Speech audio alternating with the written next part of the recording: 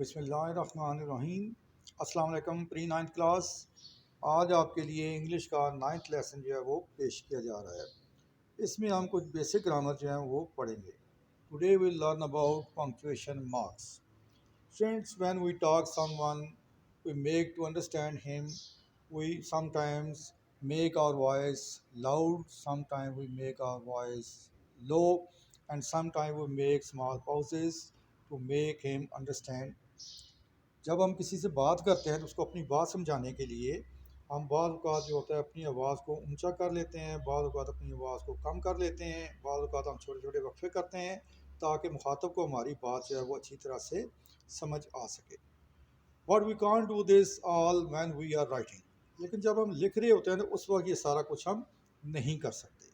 तो उस कमी को पूरा करने के लिए we use different signs to make the reader understand. So these signs are known as punctuation marks और इनको उर्दू में हम रमूज़े औकाफ कहते हैं। वैसे एग्जांपल के लिए आप देखें, ये सेंटेंस जो आपके सामने लिखा हुआ है कि the doctor said the patient will die soon. The patient will die soon, said the doctor. So this sentence consists of two parts, and two parts have been separated by placing comma. Said के बाद आप देखें comma लगा हुआ है और उसके बाद का remaining part जो है that has been enclosed in inverted commas. Doctor said, "Friend, this is known as reporting speech, and what that he has reported is that the patient will die." और ये इसको हमने inverted commas के अंदर close किया है। Student, the words which have been uttered by someone, if we are going to write those words, we use inverted commas to enclose those words. यानी किसी के आप कहते हैं जी फलां ने मुझसे ये कहा था, तो उसके जो कहे हुए अल्फाज होंगे एज इट इज़, अगर हम उनको बंद करेंगे, उनको बताना चाहेंगे तो उनको हम इन्वर्टेड कॉमास के अंदर क्लोज कर देते हैं। तो इन्वर्टेड कॉमास के अंदर बात जो होती है किस चीज़ से इनक्लोज होती है, that enclose by inverted commas. और इन्वर्टेड कॉमास के अंदर जो पोर्शन है उसको हम लैदा करने के लिए उसके क्या यूज़ करते हैं, सिंपल कॉमा यूज़ करते हैं। जैसे आपने देखा है कि सेट के बाद जो कॉमा लगा हुआ नीचे और उसके बाद अगला सा जो है उसको हमने इन्वर्टेड कॉमास के अंदर एनक्लोज कर दिया। अब आप एग्जांपल्स देखें, जैसे ये आपके सामने लिखा हुआ है कि Hasan, Ali, Umar and Usman are all present. Hasan, Umar और अली जो है वो हाजिर हैं। इसके अलावा लिखा है नेक्स्ट सेंटेंस है, it was not a long dull and troublesome journey. Friend, you he and I shall go to the go to school by bus. Next one, they eat, drink, study and play together. And next one is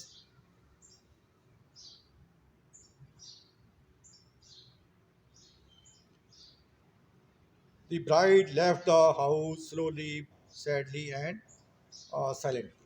Students, when we are going to use same part of speech in a sentence, we separate that list by placing comma, and we place and before the last article. जब हम कोई जुमला लिखते हैं उसके अंदर हम sentence के अंदर एक ही तरह के पार्ट्स ऑफ स्पीच इस्तेमाल करते हैं, उनको हम लहदा करने के लिए उनको कॉमा से लहदा करते हैं और आखिरी वाला जो होता है उसको लहदा करने के लिए हम उससे पहले एंड यूज़ करते हैं। अभी आपने पहला देखा तो उसके अंदर हमने क्या किया, डिफरेंट जो है हमने नाउन्स इस्तेमाल किए हैं, Hasan, Ali, Umar and Usman.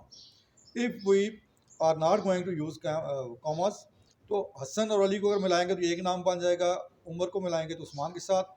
So it will not be understandable whether they were 4 boys or 2 or 3. So make it clear, we place comma at every noun. तो हमें पता चल गया इसमें 4 boys है। इसी तरह से नेक्स्ट आप देखें, it was not a long, dull and troublesome journey। तो इसके अंदर हमने क्या किया है कि इसमें एडजेक्टिव इस्तेमाल हुए हैं, लॉन्ग, डल एंड ट्रबलसम। तो लॉन्ग और डल को हमने कॉमा से अलग किया है और ट्रबलसम जो आखिरी है उसको हमने एंड से अलग किया है। Same like you, he and I shall go to school by bus today. ये इसमें डिफरेंट प्रोनाउन इस्तेमाल किए हैं। इस पर यू और ही को हमने सेपरेट किया है बाय प्लेसिंग कॉमा और इसके बाद जो है वो आई को हमने ज़्यादा किया है एंड के साथ। सर नेक्स्ट वन ये देखें, they eat, drink, study and play together. Different verb इस्तेमाल किए हैं और इनको भी हमने कॉमा से और आखिरी वाले को एंड के साथ ज़्यादा किया है। Next one, the bride left the house slowly, sadly and silently. ये डिफरेंट एडवर्ब्स इस्तेमाल हुए हैं इसके अंदर और इनको भी हमने इसी तरह से कॉमर्स के ज़रिए, और लास्ट वन जो है उसको हमने एंड के ज़रिए लैदा किया है। फ्रेंड कामा जो होता है ये थोड़ी देर के लिए वक्फा जो होता है उसको ज़ाहिर करता है। इस तरह एक और सेंटेंस देखें जिसमें ये लिखा हुआ है कि रिच एंड पुअर, और rich and poor, brave and cold, high and low, young and old, big and small, all must die.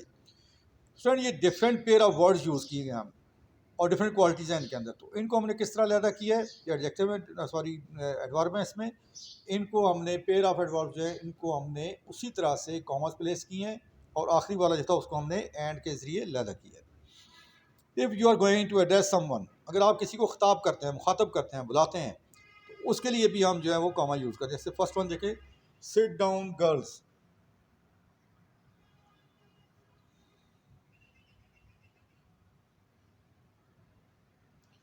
ये सिट डाउन गर्ल्स के गर्ल्स बैठ जाएं, बॉयज़ स्टैंड अप बेबी, यानी ये तमाम देखें इनके अंदर हमने जिसको एड्रेस किया उसको कॉमा लगा के लहदा कर दिया गया है। फ्रेंड अगर कोई लफ्ज़ जो है वो अपनी प्रॉपर जगह पर ना हो, यानी अगर वो कोई लफ्ज़ जो है वो अपनी जगह पर ना लिखा हुआ हो, तो फिर हम उसके लिए कॉमा लिखते हैं, उसको कॉमा के ज़रिए लहदा कर दिया जाता है।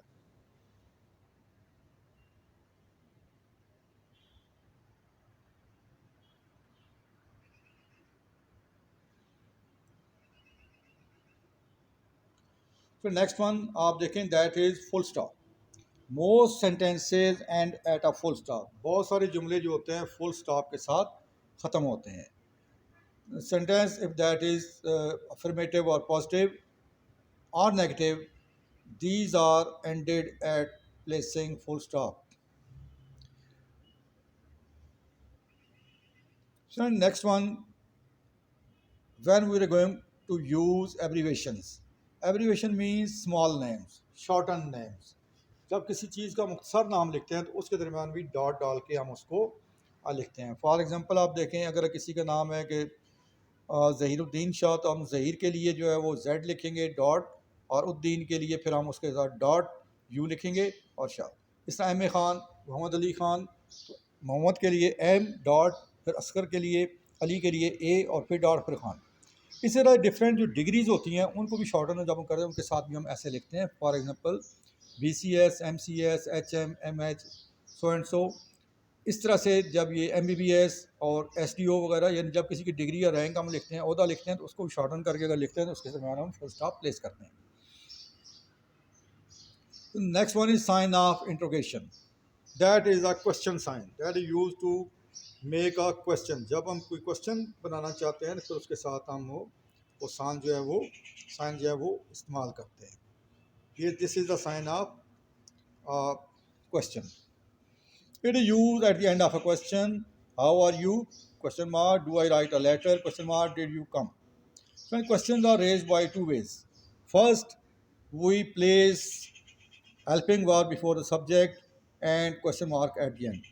Right? This आप देखें, do I write a letter and did you come? And the other way, we place interrogative pronoun before the subject and question mark is added at the end. ये first sentence देखें, how are you जैसे लिखा हुआ है, तो इसमें how जो है that is interrogative pronoun, it has been placed before the subject, और helping verb and question mark placed at the end. Next of mark of exclamation. Friend mark of exclamation जो होता है वो ये साइन है आपके सामने, और इसके साथ साथ इंटरजेक्शन के लिए भी हम इसको इस्तेमाल करते हैं।